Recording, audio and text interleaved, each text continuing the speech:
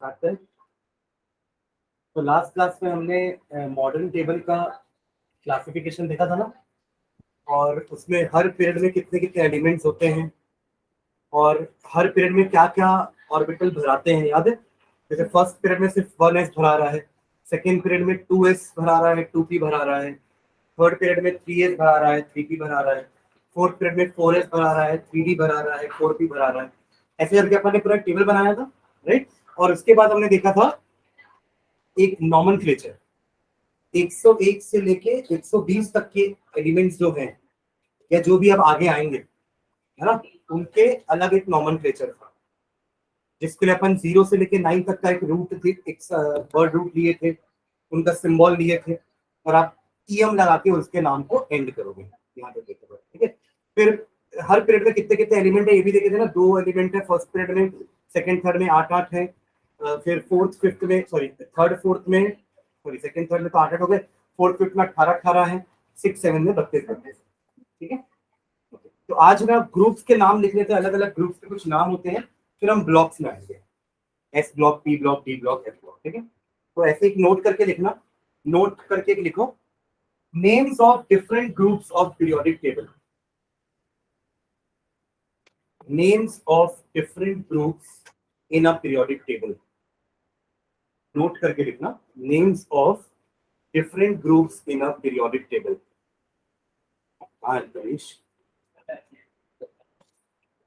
Names of different groups in a periodic table, ठीक है। देखो, सबसे पहले ग्रुप 1 को कहते हैं alkali metal, group 1 alkali metal.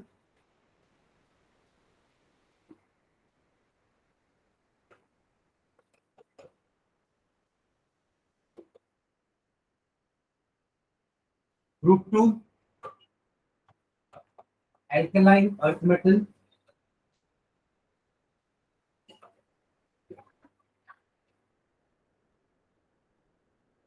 ठीक है। नेक्स्ट ग्रुप 3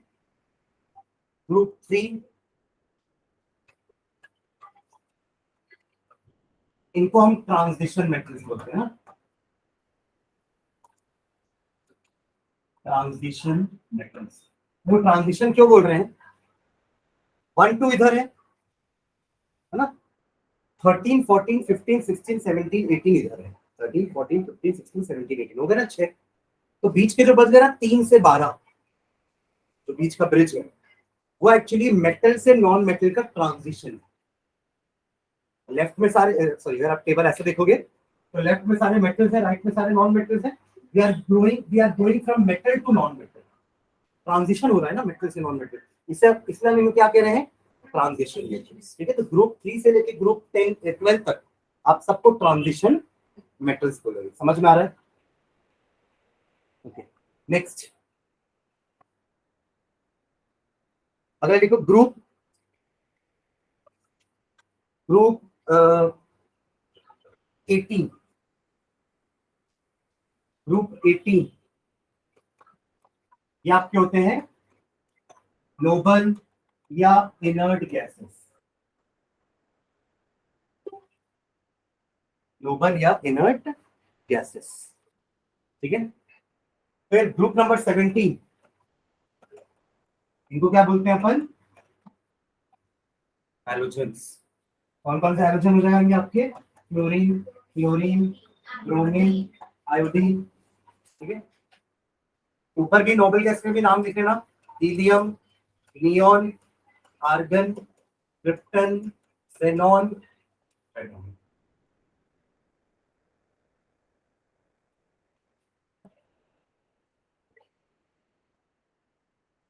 ठीक है।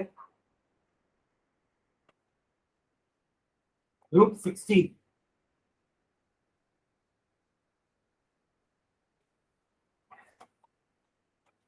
chalcogens, group 16 chalcogens।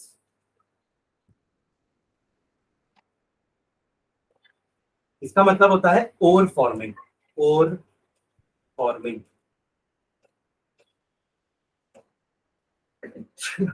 Oxygen, sulphur इसके एग्जांपल है। हाँ? Sulphur, example oxygen sulphur. और का मतलब क्या होता है? सुने कभी पहले और? हाँ, खदान, खदान में हमें और मिलता है ना, उस और से हम मेटल को एक्सट्रैक्ट करते हैं।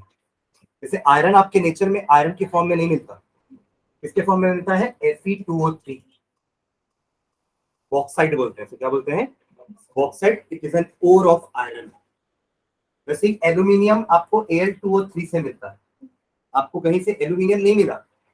हाँ, वो Al2O3, आपने उसमें से Al2O3 में से Al को अलग किया है, Fe2O3 में से Fe को अलग किया, क्योंकि ये आपके मेटल्स रिएक्टिव होते हैं। मेटल्स क्या होते हैं? रिएक्टिव होते हैं। तो वो नेचर में आपके मेटल की तरह नहीं मिलेंगे, आपको हमेशा कंपाउंड के फॉर्म में मिलेंगे। किसके फॉर्म में मिलेंगे? कंपाउंड। और वो कंपाउंड जिससे हम प्रॉफिटेबली मेटल को एक्सट्रैक्ट कर सकते हैं, उसे हम ओर कहते हैं। कंपाउंड तो और भी बनाता है ना आयरन। आयरन का कंपाउंड तो FeS भी होता है, FeCO3 भी होता है। समझ रहे मैं क्या बोल रहा हूँ? FeO भी होता है। बट प्रॉफिटेबली जिससे हम एक्सट्रैक्ट कर पाएंगे, मतलब कम खर्चे में, कम खर्चे में हम जहां से आयरन को एक्सट्रैक्ट कर पाएंगे, जिस मिनरल से, जिस कंपाउंड से एक्सट्रैक्ट कर पाएंगे, उसे हम ओर कहेंगे। ये तीनों ओर नहीं कहलाएंगे, ये तीनों मिनरल्स कहलाएंगे। क्या कहलाएंगे? मिनरल्स। बट ये भी मिनरल है, बट ये ओर भी है। मतलब आप ये बोल सकते हो कि किसी भी एलिमेंट के सारे कंपाउंड्स मिनरल्स होते हैं, बट उनमें से कुछ ही ओर के। All ores are minerals, but not all minerals are, क्योंकि आप सभी मिनरल्स से प्रॉफिटेबली एक्सट्रैक्ट नहीं कर सकते, समझे? तो इसलिए all ores are minerals, but not all minerals are. समझ गए? ये चारों मिनरल्स हैं, बट चारों ओर नहीं है, सिर्फ एक ही ओर, बॉक्साइट। Sorry, hematite. इसे क्या बोलते हैं अपन? हेमेटाइट। ये बॉक्साइट होता है। आयरन का ओर क्या होता है? हेमेटाइट। मैं बॉक्साइट बोल रहा था पहले भी, सॉरी, हेमेटाइट, बॉक्साइट इसको बोलते हैं। ठीक है, तो देखो, आप देख रहे हैं ना, ये आयरन का ओर किसके साथ बना है? ऑक्सीजन के साथ। ऑक्सीजन इसी ग्रुप का एलिमेंट है। और कुछ ओर्स का सल्फाइड के भी होते हैं। जैसे सिल्वर, जो आपका जो ये होता है मर्क्यूरी होता है ना, मर्क्यूरी, वो नेचर में आपको HGS के फॉर्म में मिलता है। तो ये हो गया सल्फाइड ओर, ये हो गया ऑक्साइड ओर। तो oxygen and sulphur both lie in the same group, और उनको कहते हैं चाल्कोजेंस। चाल्कोजेंस का मीनिंग ही होता है ओर फॉर्मिंग एलिमेंट्स। ओर फॉर्मिंग, क्लियर है? बाकी जो एलिमेंट्स बच गए ना, उनमें से कुछ को हम फैमिली के नाम से जानते हैं, जैसे बोरॉन फैमिली। पहला एलिमेंट के नाम से फैमिली बोल दी। बोरॉन है पहला मेंबर। ग्रुप नंबर 13 का पहला मेंबर क्या है? Boron, boron family. Group number 14 का पहला मेंबर क्या है? Carbon, carbon family. Group number 15 का पहला मेंबर क्या है? Nitrogen, nitrogen family. तो 13, 14, 15 को उनके पहले एलिमेंट के नाम से ही जानते हैं, boron family, carbon family, nitrogen family. समझ रहे हैं? तो ये आपके ग्रुप्स के अलग अलग नाम होते हैं। ठीक है, चलो नेक्स्ट टाइम डालना। Division of elements into, division of elements into, division of elements into, division of elements into S, P, D and F block.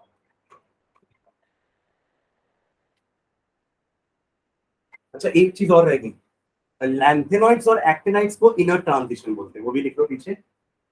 Lanthanides, lanthanides जो नीचे पड़े हुए ना, लैंथेनाइड्स एंड एक्टिनाइड्स को हम इनर ट्रांजिशन बोलते हैं। तो बताया क्यों इनर ट्रांजिशन बोले? इनर मतलब अंदर, छुपे हुए, और ट्रांजिशन को अपन बोल ही रहे हैं ना, बीच वाले को। ये लैंथेनॉइड एक्टिनॉइड्स का ग्रुप नंबर क्या होता है? 3 में तो बिलोंग करते हैं ना दोनों। मैंने बताया था ना, अगर आपसे कोई पूछे कि लैंथेनॉइड का ग्रुप और पीरियड क्या है, तो आप क्या बोलोगे? Group 3 period 6। और एक्टिनॉइड्स का ग्रुप क्या है? 3 पीरियड 7। समझ रहे हैं ना? Lanthanoids belong to group 3, actinoid also belong to group 3, and period इसका 6 है, इसका 7। याद रहेगा? चलो ब्लॉक में आ जाओ।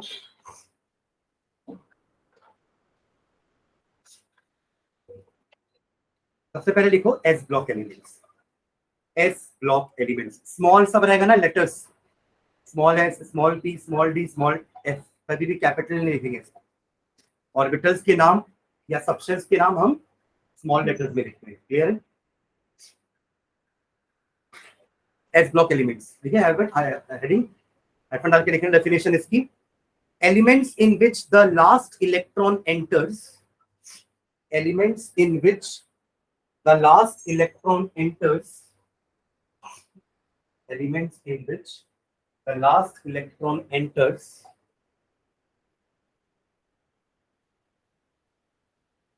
the s orbital, elements in which the last electron enters the s orbital of their respective outermost shells, of their respective outermost shells, of their respective outermost shells are called s block elements, are called s block elements.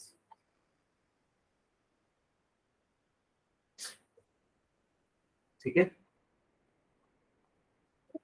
S subshell के पास एक ही orbital है ना, S subshell के पास एक ही orbital है, P के पास 3 है, D के पास 5 है, एफ के पास 7 है, ठीक है। तो क्योंकि एस के पास दो ही एक ही ऑर्बिटल है, तो उसमें मैक्सिमम 2 इलेक्ट्रॉन रह सकते हैं, इसलिए एस के 2 ही ग्रुप होते हैं, ठीक है। तो लिखो नीचे, since s subshell has only one orbital, since s subshell has only one orbital,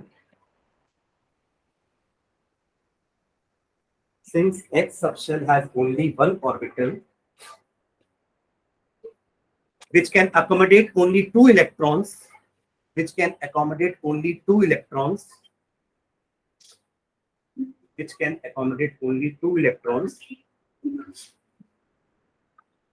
therefore there are only 2 groups of s block elements, therefore there are only 2 groups of s block elements.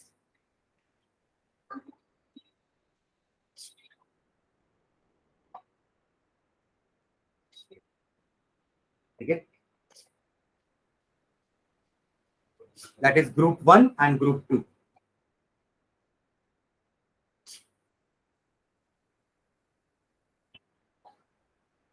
बस एक exception है इसमें, ध्यान देना इधर, हम पहले 2 group को एस ब्लॉक बोल रहे हैं ना, है ना, और उसका कंडीशन क्या बोले अपन कि हर के पहले मतलब 1 के भी एस में 1 और 1s2, ये दोनों आपके फर्स्ट पीरियड के एलिमेंट होंगे, सेकंड पीरियड में 2s1 एंड 2s2 जा रहे होंगे, मैं ग्रुप 1 ग्रुप 2 लिख रहा हूं ना, उनका आखिरी इलेक्ट्रॉन कहां जा रहा है ये लिख रहा हूं, 3s1 एंड 3s2, समझ रहे हो?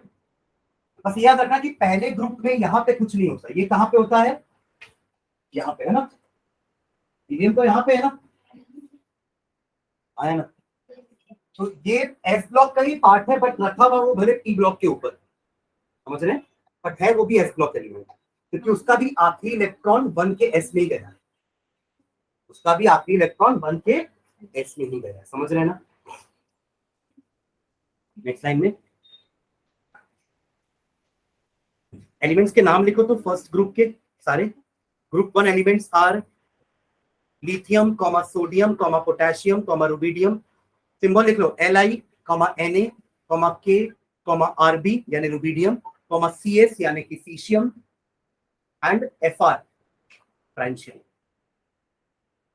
हाइड्रोजन भी आ जाएगा ना पहला, ठीक है, फर्स्ट हाइड्रोजन भी है लिथियम के पहले, फिर सेकंड ग्रुप के एलिमेंट्स लिखेंगे He, हीलियम, ठीक है, उसके बाद क्या आता है हीलियम के बाद, बेरिलियम, Be, फिर Mg मैग्नीशियम, फिर कैल्शियम,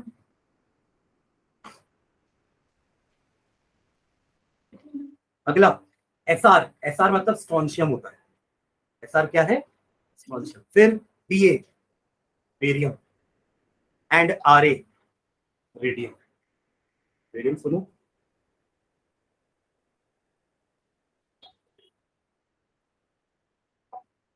ठीक है, तो सब करके नेक्स्ट लाइन में लिखना, their general outer shell electronic configuration,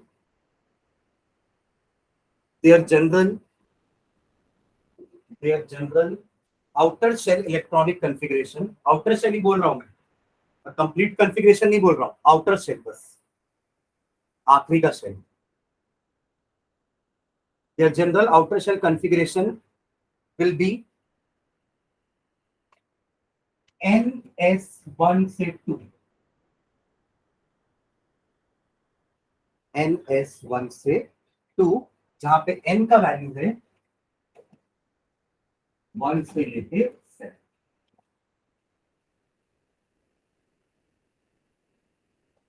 जैसे देखो फॉर एग्जांपल पोटेशियम आपका एस ब्लॉक का है, कॉन्फ़िगरेशन लिखो 1s2 2s2 2p6 3s2 3p 3p6 4s1. देखिए लास्ट शेल क्या आया, NS1 4s1. समझ रहे हो? कैल्शियम का क्या होगा, सेम पूरा, बस यहाँ पे 4s, तो 1 से 2 दोनों हो सकते, 1 -2 नहीं लिखा, याद रखना ऊपर ना, क्या है वो 1 से 2, या तो 1 होगा या तो 2 होगा, सबका आखिरी शेल का कॉन्फ़िगरेशन ऐसा ही होगा. समझ गया इसका मीनिंग जो लिखे हैं अभी? हाँ चलो. some general characteristics of these elements are, कुछ पॉइंट्स दिखते हैं, कुछ प्रॉपर्टीज दिखते हैं एलिमेंट्स की. some general characteristics of these elements are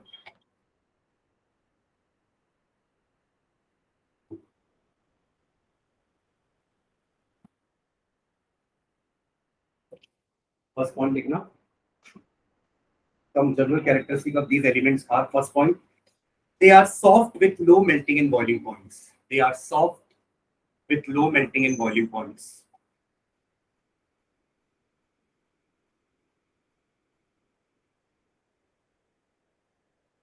They are soft with low melting and boiling points.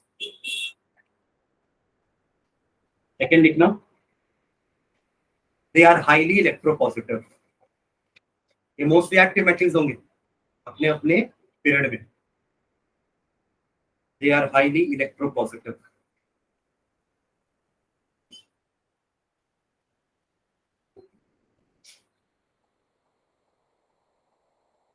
Okay. Next point.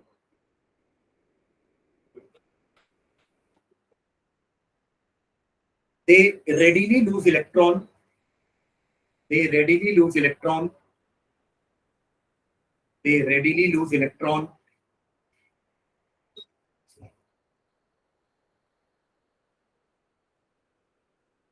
To form +1, Li1, Na+1, K+1, and +2 ions. Be2+, Mg2+, Ca2+. First group वाले +1 बनेंगे, second group वाले +2 बनेंगे. ठीक है. Next, they are very reactive metals. They are very reactive metals. They are very reactive metals.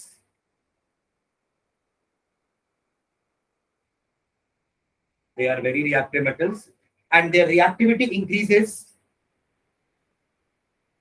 And their reactivity increases down the group.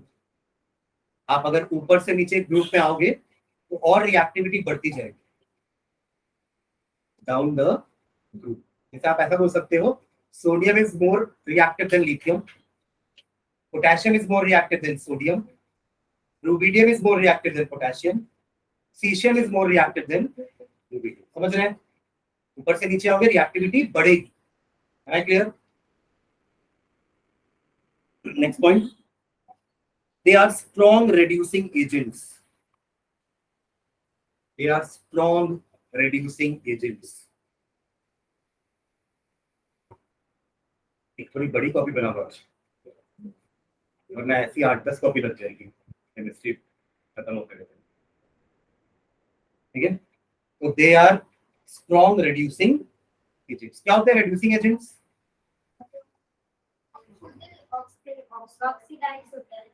पर सामने वाले को रिड्यूस करते हैं, तभी उनको रिड्यूसिंग नेचर बोलते हैं. ठीक है. और रिडक्शन का एक डेफिनेशन होता है, गेन ऑफ इलेक्ट्रॉन को हम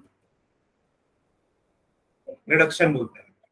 अब ये तो इलेक्ट्रॉन लूज कर रहे हैं, मतलब किसी को दे रहे होंगे ना, समझ रहे हो मैं क्या बोल रहा हूँ? अगर मैं एक मेटल हूँ, मैं इलेक्ट्रॉन लूज करूंगा ताकि +1 या +2 बन सकूं, और मान लो उसको इलेक्ट्रॉन इसने ले लिया, तो ये रिड्यूस हुआ ना कि इसने इलेक्ट्रॉन गेन किया है। What is the definition of reduction? Gain of electron. तो since he had gain electron, तो इसका रिडक्शन हुआ। और क्यों हुआ? क्योंकि मैंने इसको इलेक्ट्रॉन दिया, तो मैं रिड्यूसिंग एजेंट कर रहा हूं, बस मैंने हेल्प की है ना इसको रिड्यूस होने में, समझ रहे हो? तो metals are good reducing agents. उसमें भी 1 और 2 ग्रुप वाले स्ट्रॉन्गेस्ट है। क्लियर है? एक पॉइंट और लिखो, all are good conductors of heat and electricity. ये लिख चुके हो क्या? All are good conductors of heat and electricity.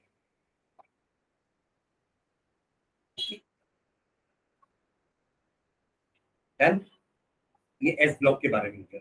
अब यही काम ना हमको P, D और F के बारे में करना। देखो हमने S के बारे में क्या क्या लिखा है, अगर आप शुरू से देखो, S ब्लॉक का डेफिनेशन लिखे पहले अपन, कि जहां पे आखिरी इलेक्ट्रॉन किसी भी S ऑर्बिटल में जाए, आउटर मोस्ट वाले में, वो अपन S ब्लॉक एलिमेंट बोलेंगे। क्योंकि S के पास एक ही ऑर्बिटल है, इसलिए 2 ही ग्रुप होते हैं। ये भी लिखे अपन 1 और 2, है ना? उसके बाद अपन बात किए उनके आउटर शेल इलेक्ट्रॉनिक कॉन्फ़िगरेशन की, NS1 से 2, और फिर उनकी कुछ इंपॉर्टेंट प्रॉपर्टीज, समझ रहे हैं? अब ऐसा ही P के लिए भी करेंगे। तो नेक्स्ट लाइन डाल लो, P block elements. P block elements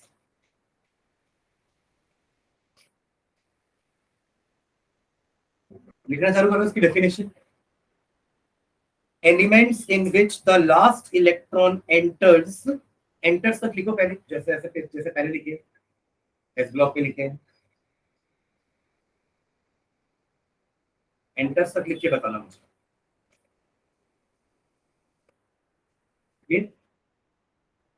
अब वहां पे क्या लिखे थे? एंटर्स द एस ऑर्बिटल लिखे थे ना, क्योंकि एस ऑर्बिटल तो एक ही थी, बट पी ऑर्बिटल 3 हो सकती है।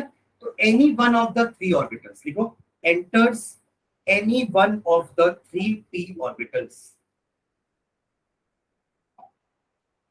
Any one of the 3 p orbitals.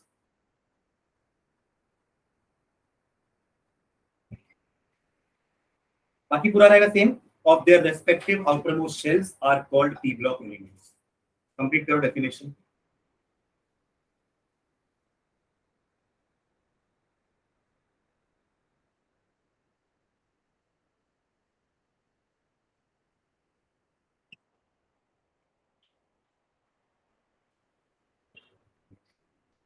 Done?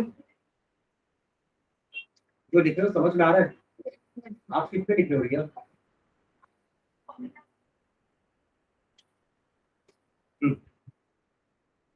अब उसके बाद क्या लिखे हैं इसमें, कि एस के पास एक ही ऑर्बिटल है, इसलिए 2 ही ग्रुप हो पाया, क्योंकि मैक्सिमम 2 इलेक्ट्रॉन बैठ सकते हैं ना उसमें। बट अब पी के पास 3 डीजेनरेट ऑर्बिटल्स हैं। याद है डीजेनरेट वर्ड?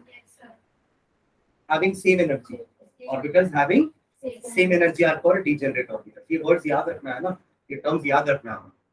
तो क्योंकि पी के पास 3 ऑर्बिटल्स हैं, टोटल 6 इलेक्ट्रॉन बैठ सकते हैं, इसलिए पी के कितने ग्रुप्स होंगे? 6 ग्रुप। लिखो जल्दी से। Since a p subshell has 3 degenerate orbitals, since a p subshell has 3 degenerate orbitals,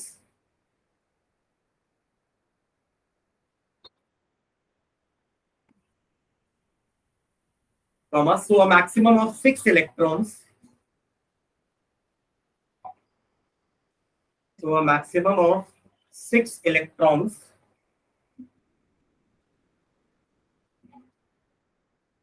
therefore there are 6 groups of p block elements. Therefore there are 6 groups of p block elements.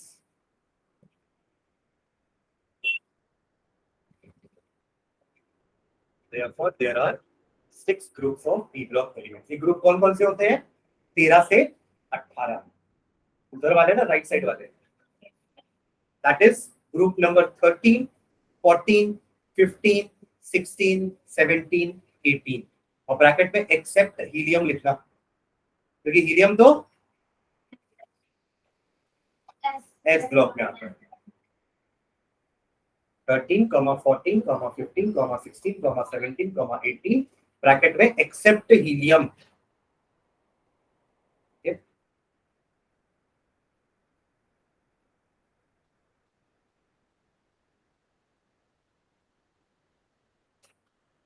अब इनका आखिरी shell कैसा होगा, देखो आखिरी shell वहां पे अपन NS12 लिखे थे ना। अब इनका आखिरी शेल देखो, एक आध एग्जांपल लेता हूं मैं, ठीक है। आप बताओ कुछ एलिमेंट्स के नाम इस ग्रुप के। ऑक्सीजन, नाइट्रोजन, ये दोनों सेकंड ग्रुप के है ना, सेकंड पीरियड के, सॉरी थर्ड पीरियड का एक एग्जांपल बताओ। ऑक्सीजन के जस्ट नीचे और नाइट्रोजन के जस्ट नीचे फास्फोरस, ठीक है। कॉन्फ़िगरेशन लिखो, ध्यान देना। 1s2 2s2 2p6 नहीं आएगा ना, मतलब 1s2 2s2 2p3, 3 2 5 2 7 हो गए। ये 8 होता है, ये 7 होता है एटॉमिक नंबर, इसका 16 होता है।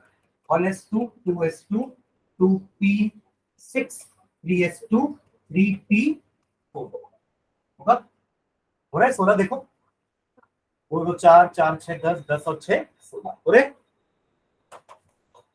इसका 15 होता है atomic number.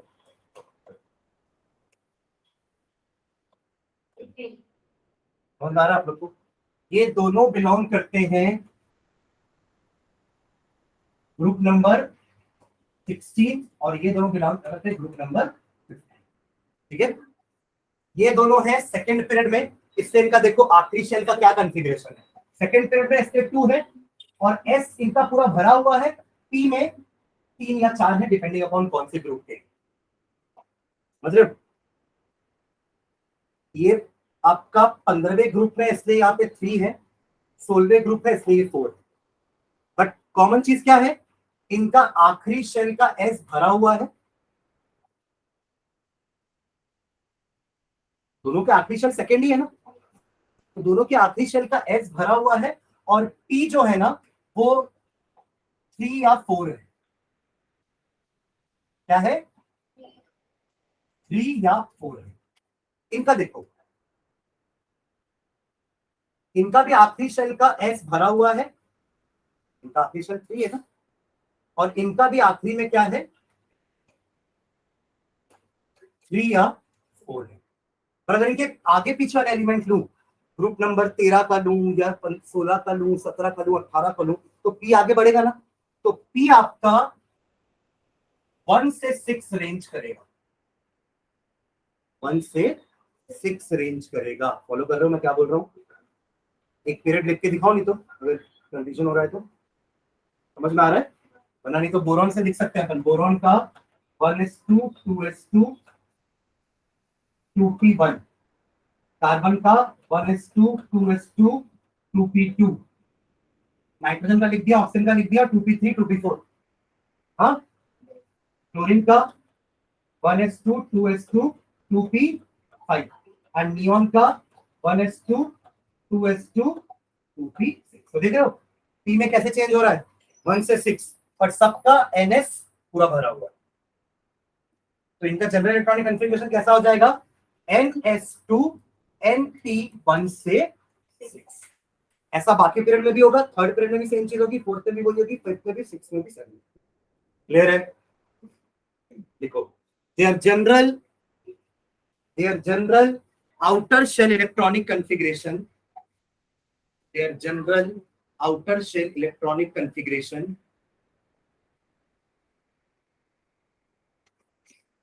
their general outer shell electronic configuration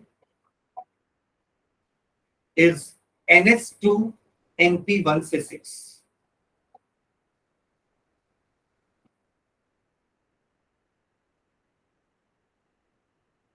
समझ रहे हो?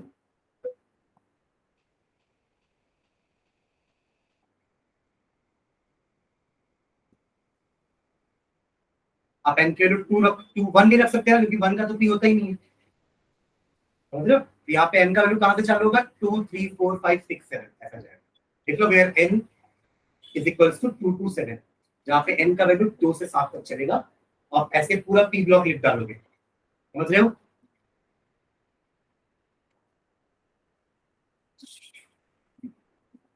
चलो, इनका भी कुछ कैरेक्टरिस्टिक लिख लेते हैं।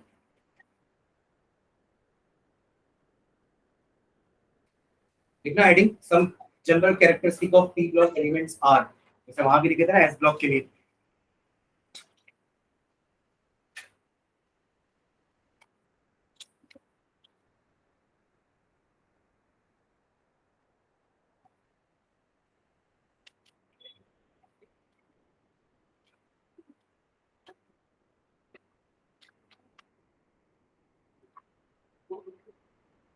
देखो first point, these include both metals and non-metals. These includes both metals and non-metals. These include both metals and non-metals.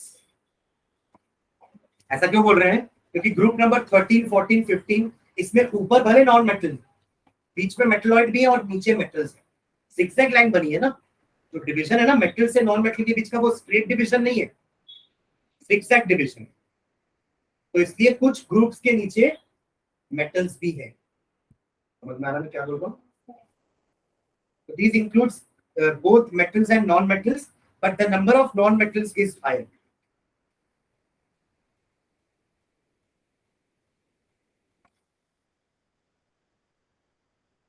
But the number of non-metals is higher.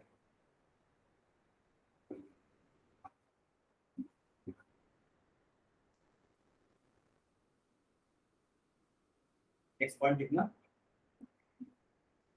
they mostly form covalent compounds. They mostly form covalent compounds.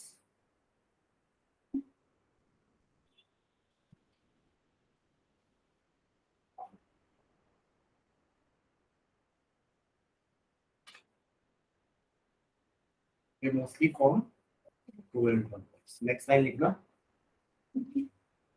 some of them show variable oxidation states.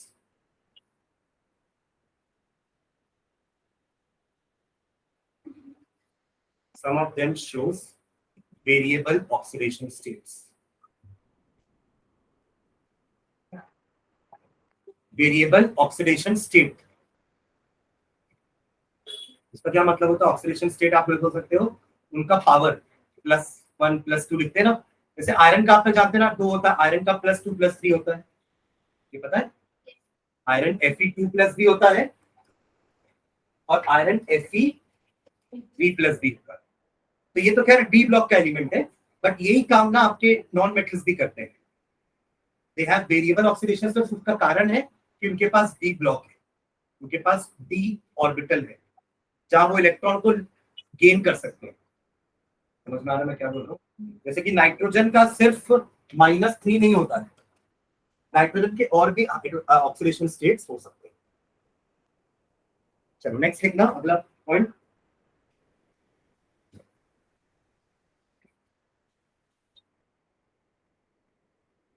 There oxidising character, ये non metals oxidising agents होंगे ना, जब metals reducing agents हैं तो ये oxidising agents होंगे, ठीक है? तो there oxidising character increases from left to right, increases from left to right.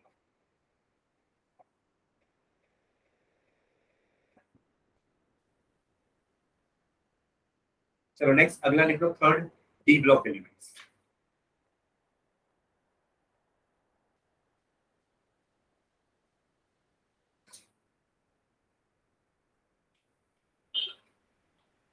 D block elements, चलो फिर लिखना, elements in which the last electron enters any one of the 5d orbitals, यहां तक लिख के रुकना, p के डेफिनेशन को फॉलो करो, ठीक है? वहां 3 लिखे थे पर यहाँ 5 लिखेंगे। मैं जो बोल रहा हूँ समझ में आ रहा है आप लोग को?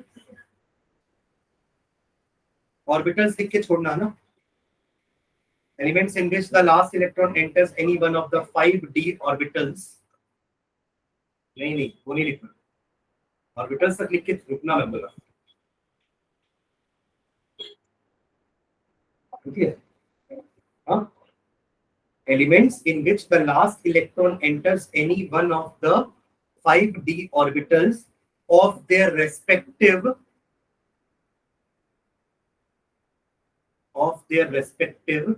अब वहां क्या लिखे थे देखो एक बार, रेस्पेक्टिव के बाद आउटर मोस्ट शेल लिखे थे, बट यहाँ आउटर मोस्ट शेल नहीं आएगा। क्यों? क्योंकि फोर्थ पीरियड में 3 का डी भरा था। फोर्थ पीरियड वालों के लिए आखिरी शेल फोर्थ होगा ना, फिफ्थ पीरियड वालों के लिए आखिरी शेल फिफ्थ होगा, सिक्स्थ पीरियड वालों के लिए आखिरी शेल सिक्स्थ होगा, और सेवेंथ पीरियड वालों के लिए आखिरी शेल सेवेंथ होगा। बट क्या उनमें उन्हीं का डी बना रहा है? नहीं। फोर्थ में 3 का डी भराता है, फिफ्थ में फोर्थ का डी भराता है, सिक्स्थ में फिफ्थ का डी भराता है, और सेवेंथ में सिक्स्थ का डी भराता है। तो यहाँ हम एक वर्ड लिखने वाले रेस्पेक्टिव के बाद, देखो वर्ड पेनाल्टीमेट। पेनाल्टीमेट, अल्टीमेट समझते हो? अल्टीमेट मतलब क्या होता है? Last, ultimate over of the match. 50वां ओवर उस मैच का, उस इनिंग्स का अल्टीमेट ओवर होता है। उसके बाद बॉल नहीं डाली जाएगी, समझ रहे? तो उसके लास्ट बट 1 ओवर यानी कि 49 ओवर को हम पेनाल्टीमेट ओवर बोलते हैं। क्या बोलते हैं? Penultimate over. वैसे ही आखिरी ऑर्बिट अगर फोर्थ है उसकी, तो थर्ड ऑर्बिट को पेनाल्टीमेट बोलेंगे। अगर उस एलिमेंट की आखिरी ऑर्बिट 5वीं है, तो fourth orbit will be known as penultimate. समझ में आ गया वर्ड पेनाल्टीमेट? PEN, पेन के बाद अल्टीमेट, एक ही वर्ड है, right? Penultimate shells are called D block elements. उसके बाद का सेंटेंस खुद लिखोगे क्या? सिंस ऐसा करके जो लिख रहे थे अपन हर बार, लिखो ना।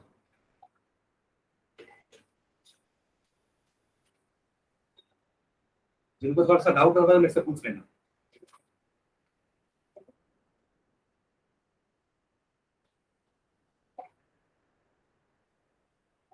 नहीं लिख पा रहे हो?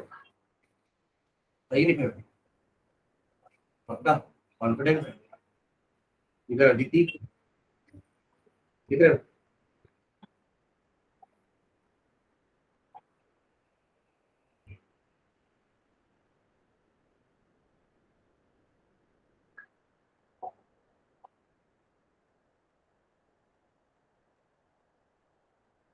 चलो अदिति बताओ क्या लिखे हो, जोर से ना।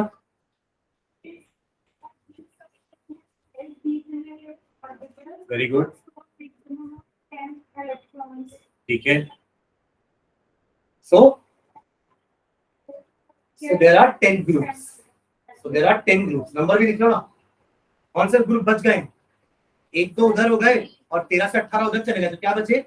3 से 12। लिख दो 3 से लेके 12 तक, that is 3 to 12। Roman letter में तो नहीं लिख रहे हो ना? 3 से 12।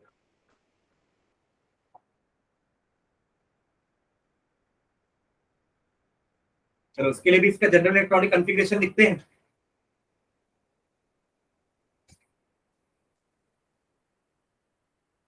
एक एग्जांपल देखते हैं, तो फिर उससे अपन डिराइव करेंगे जनरल, ठीक है? जैसे भी अपन इसका लिखे ना पी वाले का, फिर अपन जनरल निकाले तो इसका। चलो ध्यान में रखना। मैं स्कैंडियम, 22वां क्या है? टाइटेनियम, 23वां क्या है? वेनेडियम, 24वां क्रोमियम, 25वां मैंगनीज, फिर फेको नहीं है ना, आयरन, कोबाल्ट, निकल, कॉपर, इन सबका कॉन्फ़िगरेशन लिखने वाले हैं, ठीक है? फिर इससे अपन देख के जनरल कॉन्फ़िगरेशन निकाल लेंगे। समझ में आ रहा है? बस एन का वैल्यू तो चेंज करना रहेगा ना बार बार। देखो 1s2, 2s2, 2p6, 3s2, 3p6, 4s2, 3p1। आया ना? 21, 22, 23, 24, 25, 26, 27, 28, 29 एंड आगे बढ़े। ये लिखा हूँ बार बार ना।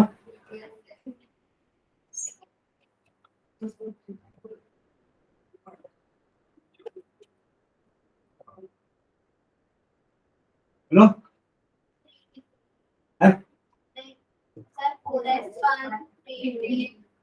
एक्सेप्शन, एक्सेप्शन को नहीं भूलना ना। Exceptions are more important than regular, ठीक है? ये क्वेश्चन एक्सेप्शन से ही बनते हैं।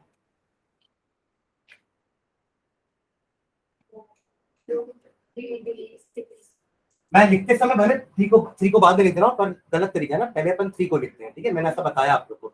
लिखते समय थ्री पहले लिखते हैं, फोर बाद में लिखते हैं, भले भराता पहले फोर है, बाद में थ्री डी भराता है, पर लिखते समय अपन पहले थ्री लिखते थे, ठीक है।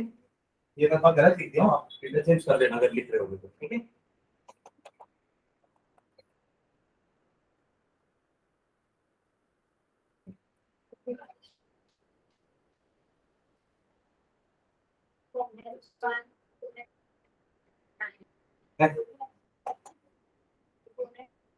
ऑफर में है ना भाई।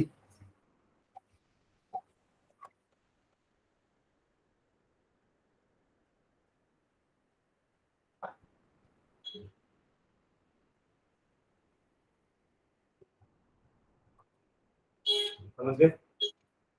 अब देखो आउटर शेल और पेनाल्टीमेट शेल का कॉन्फ़िगरेशन कैसा है, दोनों देखना है, क्योंकि डी तो पेनाल्टीमेट के कारण नहीं हो रहा है ना, आउटर में तो सब एस भरा रहे हैं, आउटर क्या बना रहे हैं, एस। ये सब फोर्थ पीरियड के एलिमेंट है, राइट। तो इनका आउटर मोस्ट शेल क्या होगा, फोर्थ। उनका पेनाल्टीमेट शेल क्या होगा, थ्री। आप देख पा रहे हो, थ्री डी जो है वो वन से लेके 10 तक चल रहा है, और फोर एस जो है वो जीरो से लेके 2 तक चल रहा है। अभी यहाँ पे जीरो आपको कहीं नहीं दिख रहा है, बट आगे जाके ना कुछ जीरो भी होते हैं कॉन्फ़िगरेशन में, इसलिए अपन इसका जनरल कॉन्फ़िगरेशन क्या लिखेंगे, एन एस जीरो से 2 and N minus one S, sorry D 1 से 10। इसको ऐसा लिख सकता हूँ, देखो एक बार एन के फॉर्म में लिख दिया। अब अगर आप एन का वैल्यू 4 पुट करोगे तो यही तो आएगा, नहीं पी पी कहीं दिख रहा है क्या, एनपी तो बाद में भरा आएगा ना, पी के बाद पी आता है, पी के बाद पी आएगा, तो फोर का पी तो बाद में भराएगा जिंक के बाद, फोर का पी जिंक के बाद भराएगा। मैं क्लियर, इसलिए पी लिखने का जरूरत नहीं है, फॉलो कर रहे हो। ये हो गया इसका जनरल कंफ्यूजन, चाहो तो ये लिखना है तो लिख लो, नहीं तो हम आगे बढ़ लो।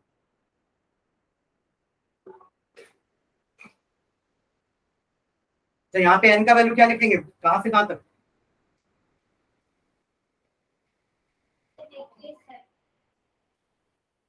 आप अगर थ्री दे दिए तो मतलब टू का डी भी होता है क्या, फोर से लेके 7 तक। अरे डी ब्लॉक कहां से चालू हो रहा है, फोर्थ पीरियड से, थर्ड पीरियड में कोई डी ब्लॉक है क्या, समझ गए। फोर से ही आपका एन का वैल्यू चल, आप यहाँ पे एन का वैल्यू थ्री रख के देखो ना क्या आएगा, बताना मुझे। थ्री एस जीरो से two, two three minus one यानी टू, टू डी आ जाएगा, टू का डी तो होता ही नहीं है, टू के पास तो डी है ही नहीं, समझ गए। तो एन का वैल्यू कहां से चालू होगा, 4 से 7, क्लियर है। तो इसकी भी कुछ जनरल कैरेक्टरिस्टिक लिख लेते हैं, 4-5 point.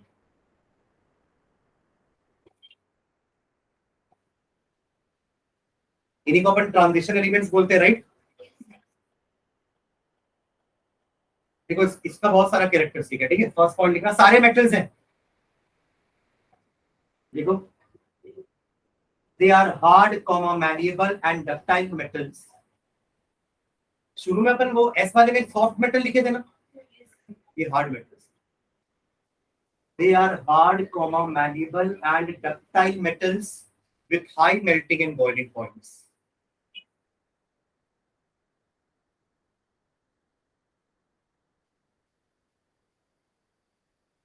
With high melting and boiling points.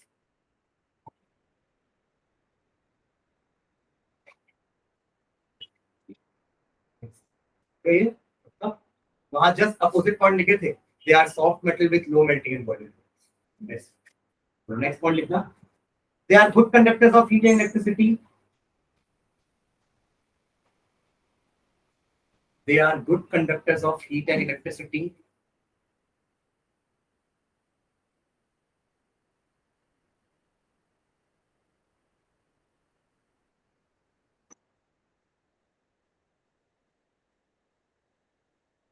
Next, they also show variable oxidation states.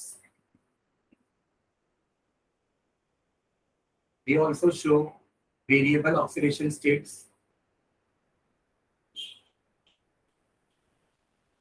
They also show variable oxidation state. जैसे आयरन तो यहीं का ही है, लेड भी यहीं का ही है, Pb2 पॉजिटिव, Pb4 पॉजिटिव। इनके पास d ऑर्बिटल है ना, इसलिए ये वेरिएबल ऑक्सीडेशन स्टेट शो कर पाते हैं। Na सिर्फ 1 पॉजिटिव ही होता है। Na का अपन और कोई प्लस चार्ज नहीं लिख सकते, क्योंकि n के एलिमेंट में कहीं d ऑर्बिटल है ही नहीं। 1s2 2s2 2p6 3s1 खत्म, कहीं d नहीं आया। समझ रहे हो? नेक्स्ट अगला, they form both ionic and covalent compounds.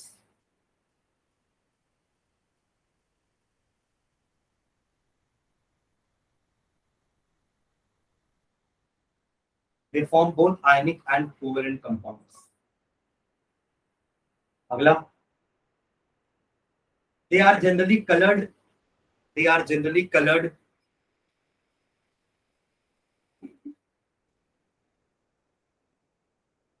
Gold का कलर है, रिंग का भी कलर होता है। यहाँ पे जितने भी एलिमेंट्स है सबका कुछ ना कुछ एक कलर होता है। कॉपर का कलर है ना, आयरन का कलर है, एंड पैरामैग्नेटिक। एंड पैरामैग्नेटिक ये बताया था मैं, आप पूछे थे तो। पैरामैग्नेटिक जहां पे अनपेयर्ड इलेक्ट्रॉन्स होंगे, ब्रैकेट में लिखना। पैरामैग्नेटिक के ब्रैकेट में जरूर लिखना having unpaired electrons. Unpaired electrons का मतलब क्या है? ऑर्बिटल में एक अकेला इलेक्ट्रॉन होगा, तभी तो अनपेयर्ड होगा। दो हो गए मतलब पेयरिंग होगी। ठीक है,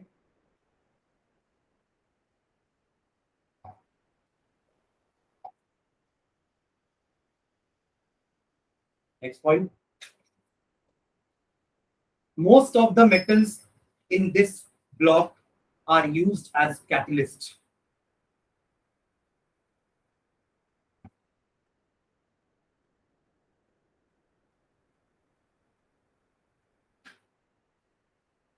Most of the metals of this group are used as catalyst. Catalyst क्या होते हैं? ये they are the chemical substances जो रिएक्शन की स्पीड को कम ज्यादा करते हैं। ठीक है, जैसे इसी ग्रुप के 3 होते हैं जो कैटलिस्ट की तरह काम करते हैं। एक वेनेडियम है, एक निकल है, और मैंगनीज। कई प्रोसेसेस में हम इन तीनों का कंपाउंड को कैटलिस्ट की तरह यूज करते हैं। ठीक है, इसके अलावा प्लैटिनम, पैलेडियम ये भी यूज होते हैं कैटलिस्ट की तरह, जो कि इसी ग्रुप में, इसी ब्लॉक में। Next property, most of the metals form alloys.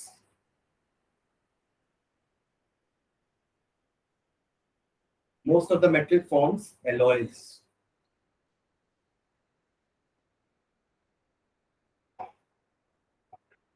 Alloys क्या होते हैं? Metals, bronze, brass, steel. आपको कोई एग्जांपल बताओगे? ब्रॉन्ज तो सुने हैं, ब्रास भी सुने हैं, स्टील, ये आपके एलॉयज हैं जो इन्हीं ब्लॉक के मेटल्स को मिला मिला के बने। ठीक है, अगला लिखो एक पॉइंट। अच्छा हो गए, कितने पॉइंट्स हो गए? Next, F block elements, the last.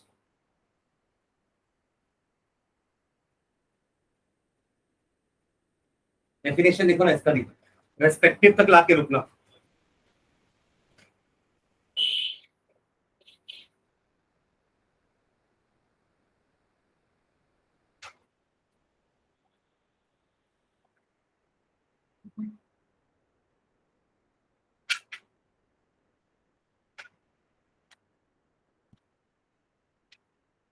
अब 5 की जगह क्या आ जाएगा?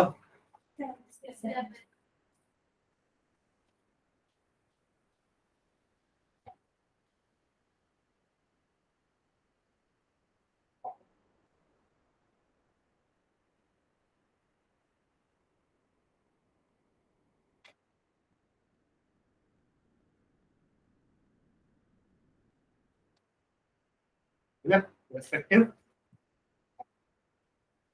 आप लोगों को याद है 6th पीरियड में 4 का एफ भरा रहा था और 7th पीरियड में 5 का एफ, मतलब ये 2 माइनस में चलता है।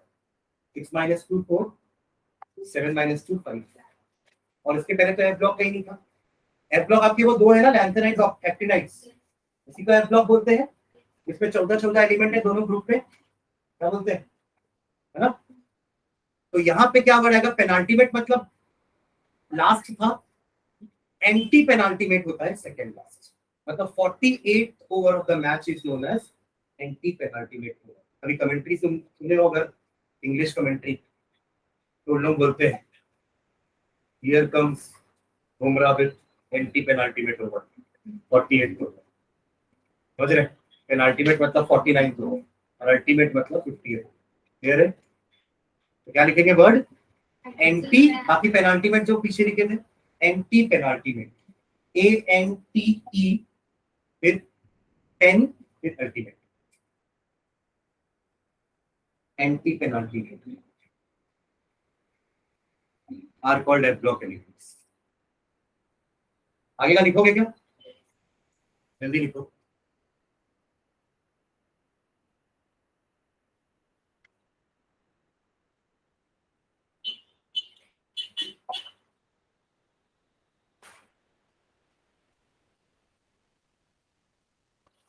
सेवन ऑर्बिटल्स हैं, 14 एलिमेंट्स होंगे एक ग्रुप में।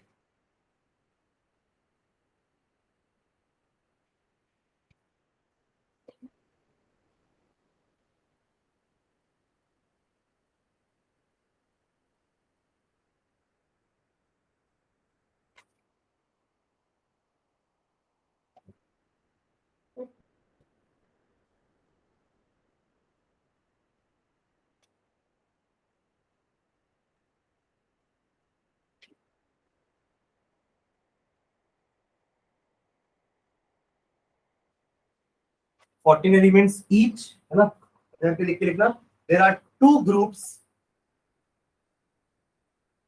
called lanthanides and actinides। There are two groups called lanthanides and actinides which belong to F block elements। There are two groups, lanthanides and actinides, which belong to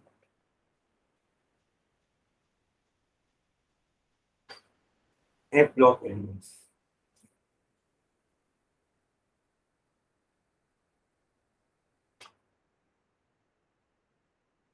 चलो ध्यान देना, lanthanoid के बारे में बात करते हैं, उनका भी इलेक्ट्रॉनिक कॉन्फ़िगरेशन लिखो ना, जनरल वाला, आउटर वाला, ठीक है, ध्यान देना।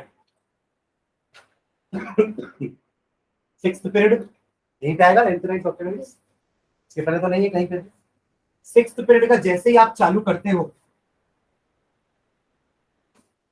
सबसे पहले 6s1 भर आता है, 6s2 भर आता है, राइट। और जैसे ही आप लैंथेनम में आए, ये आपका क्या है, लैंथेनम एलिमेंट मेटल, इसके जैसे 14 और मिले थे ना, जिनको हम लैंथेनॉइड बोलते हैं, आया ना। तो आपका इसका जब कॉन्फ़िगरेशन लिखेंगे तो ये F में बना रहा है, ये क्या बना रहा है, 4f1 से लेके 4f14, आया ना।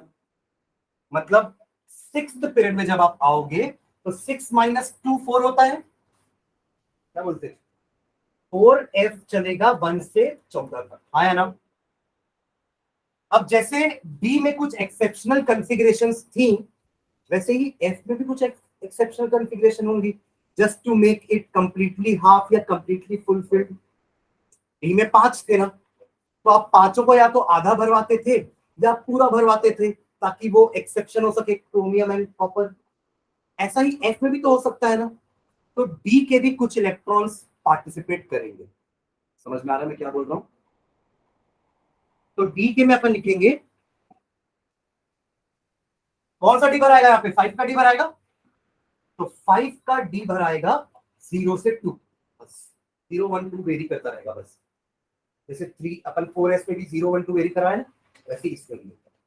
और अब वापस जब हम ऊपर आएंगे, है ना, 4f ये, और फिर आपका 4 का डी पूरा भराएगा, आखिरी शेल ऐसा कुछ लिखेगा सब का, समझ रहे हैं।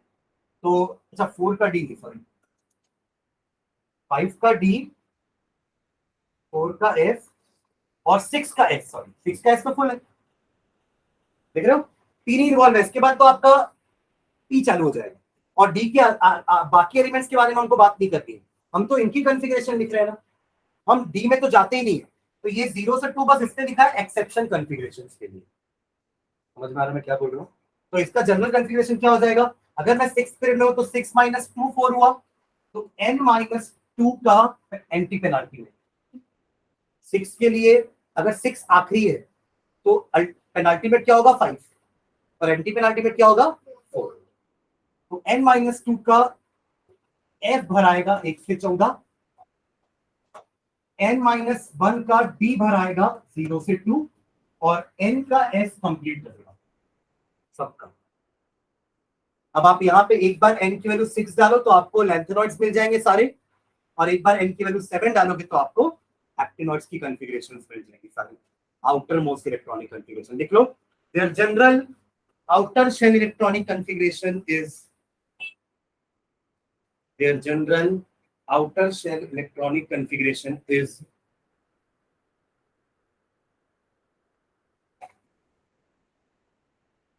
their general outer shell electronic configuration is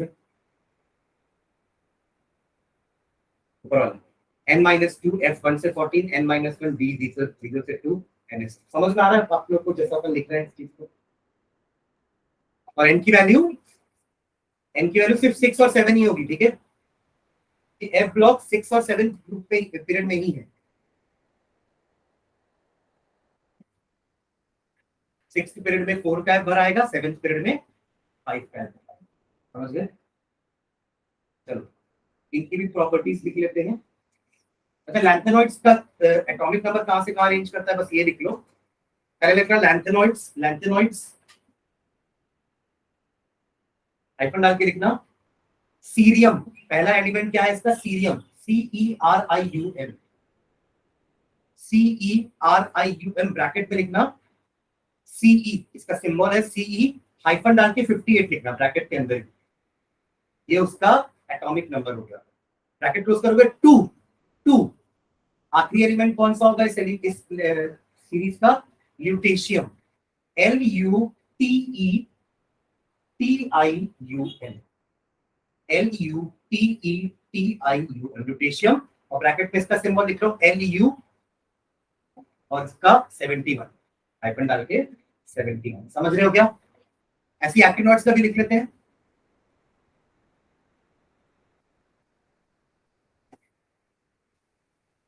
देखो एक्टिनॉइड्स हाइफन डाल के, पहला एलिमेंट है इसका थोरियम, THORIUM, थोरियम, ब्रैकेट में का सिंबल लिखना TH, capital T small h, और इसका एटॉमिक नंबर 90 हाइफन डाल के 90 हो गया। थोरियम TH90, ठीक है।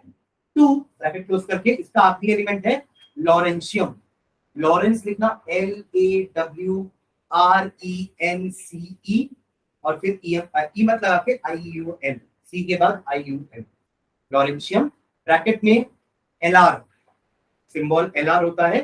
एटॉमिक नंबर क्या होगा इसका, 90 था ना, 90 में 14 ऐड करेंगे तो 104 मत बोलना, 103 काउंट करोगे ना, 90 को काउंट करोगे तो 14वां एलिमेंट 103 होगा। समझ रहे हो? ये तो एक बार देख चुके आपको, तो मैं पूरा टेबल बना के दिखाया याद है। अच्छा, इससे मैं इस चैप्टर में नहीं बनाया, इससे हम सेकंड चैप्टर में देखते हैं ना। चलो उसकी कुछ प्रॉपर्टीज लिखते हैं फटाफट।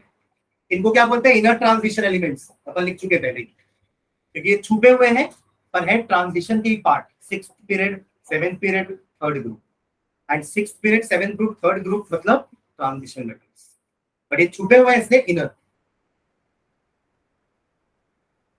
चलो प्रॉपर्टीज लिखते हैं। फर्स्ट प्रॉपर्टी लिखना, दे आर हैवी मेटल्स। देखो ना, इनका एटॉमिक नंबर इतना ज्यादा है तो वेट कितना ज्यादा होगा। They are heavy metals with high melting and boiling points.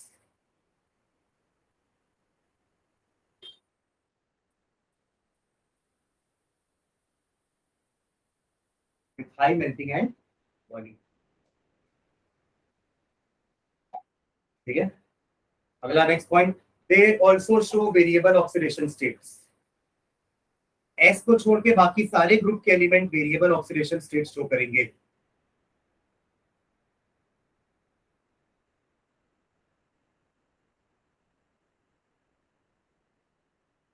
Next point, their compounds are generally coloured.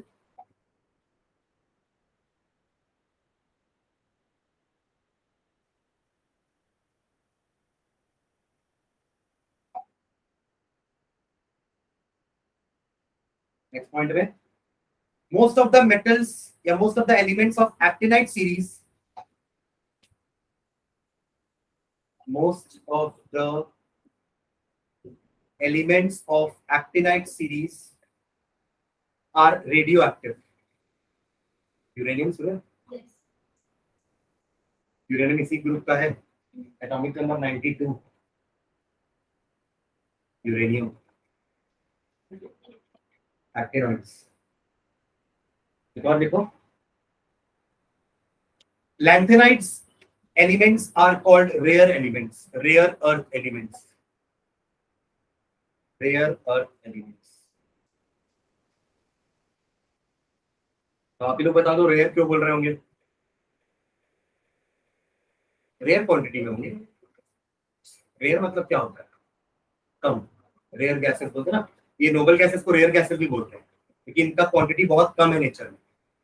अगर आप एयर बोलोगे ना, एयर में 78% तो नाइट्रोजन ही होता है, 21% ऑक्सीजन होता है, ये मिला के 99% हो गया। बचा 1% और इतनी सारी गैसेस अभी बची, carbon monoxide, carbon dioxide, argon, helium, neon, krypton, xenon। तो ये तो 1% भी नहीं है मिला के भी। समझ रहे हो मैं क्या बोल रहा हूँ? इसलिए ये रेयर एलिमेंट्स है ये भी। ठीक है, ठीक है, ये आपके पूरे ब्लॉक्स हो गए। ठीक है, नेक्स्ट रीडिंग बस एक डाल के छोड़ दो, अपन नेक्स्ट क्लास में चालू करेंगे, याद रहेगा क्या करना है नेक्स्ट क्लास में। Prediction of elements, group and period. Prediction of elements, element के बाद ना एपिस्ट्रॉफी एस लगाना। Prediction of elements, group and period number. समझ रहे हो टॉपिक क्या है? क्या है टॉपिक? हाँ, मैं आपको एटॉमिक नंबर बस दूंगा कि ये एटॉमिक नंबर है ना। आपको उसके कॉन्फ़िगरेशन को देख के बताना है कि वो कौन से ग्रुप में और कौन से पीरियड में लाइक करता है। अगर ये दोनों बता दी तो एग्जैक्ट पोजीशन पता चल जाएगी मेटल की या एलिमेंट की, एड्रेस एलिमेंट का। समझ रहे हो? रो और कॉलम बता दूंगा तो बता दो। जैसे मैं अगर मैं आप लोग का एड्रेस बताऊं तो आप लोग का सिर्फ रो और कॉलम बता दूंगा तो आपका पोजीशन समझ में आ जाएगा कि आयुषी फर्स्ट रो के सेकंड कॉलम में बैठी है, सॉरी फर्स्ट कॉलम के सेकंड रो में बैठी है, मतलब वही पोजीशन होगा। समझ रहे? तो ऐसे अगर आप हर एक एलिमेंट का ग्रुप और पीरियड बता दिए, मतलब आप उसका लोकेशन समझ गए कि वो टेबल में कहाँ प्रेजेंट है। समझ गए? नेक्स्ट टॉपिक में, नेक्स्ट क्लास में अपन इसी टॉपिक को स्टार्ट करेंगे। Thank you.